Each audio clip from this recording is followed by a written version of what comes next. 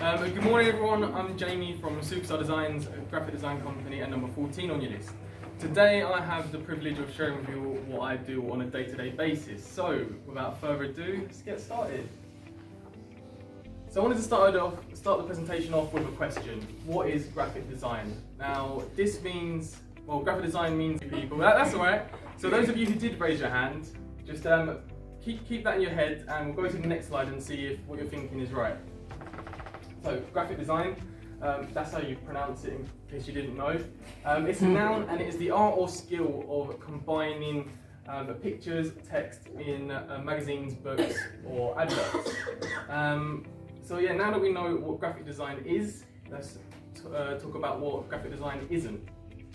So, when I tell people I'm a graphic designer, I hear a lot of things. One of the most common things that I get when I tell someone I'm a graphic designer is printing. Now, for some reason, a lot of people just automatically assume that I'm a printer, even though I just said I was a graphic designer.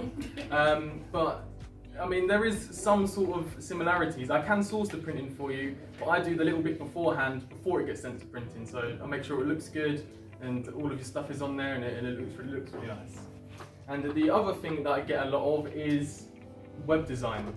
Now, there are some similarities with web design and graphic design, but they are completely separate entities. It's like saying English football is the same as American football. To us, they're both sports, but to the players, they're very different, and that's the same case. So the importance of graphic design. Graphic design is crucial to the long-term success of any business, and here's a few reasons why. So it serves as a great first impression.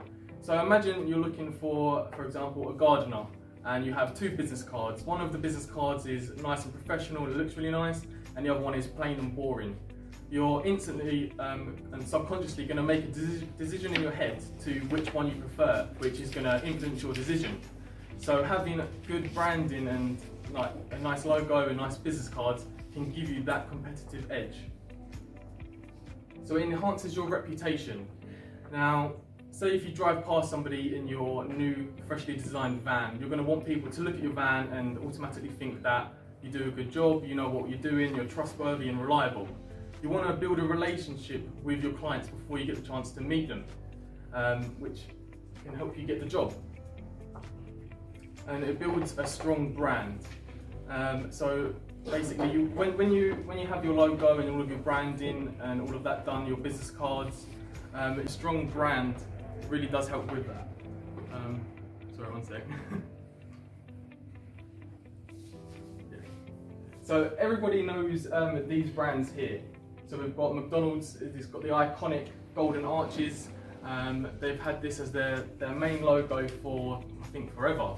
And they've built their branding and marketing around it. We've got Nike. Nike's got such a good reputation. Everybody knows it as the sports brand. If you was to ask anyone to name their, I don't know, top 3 sports brands, I guarantee you Nike is going to be one of those.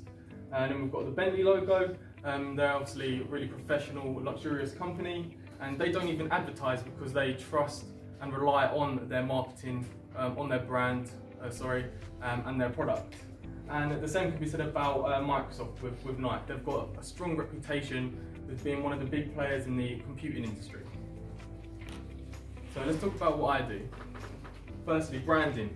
So this is logo design, stationery design, packaging, all of that sort of stuff. When I work with a new startup, this is the most important thing. I always say that this is what we should start with, because once we have a logo and we've got your branding in place, we can work on everything else. And here's a few examples. So I hope you can all see that at the back. We've got a logo and sticker design that I did for a Dogs Box subscription service, and they wanted the logo to represent their recently lost dog. I've got the logo that I did for Jordan for a project that she's going to be currently working on to do online courses, and also a new logo I did for Martin for something else that he's working on. So as well as branding, there's print designs. Now, print designs are things such as business cards, flyers, banners, birthday cards, invitations, all of that sort of stuff. To put it simply, it's anything that you get designed and get printed. So everything you see in front of you is technically a print design. and I'll show you a couple of examples that I've done. So yeah, this is the business card I did for Martin, also the flyer that I did for the personal trainer that Amaka kindly referred to me, and the flyer I did for Dave. Lastly, we have digital designs, and this is basically everything else. So it's something that you get designs that you don't need to get printed.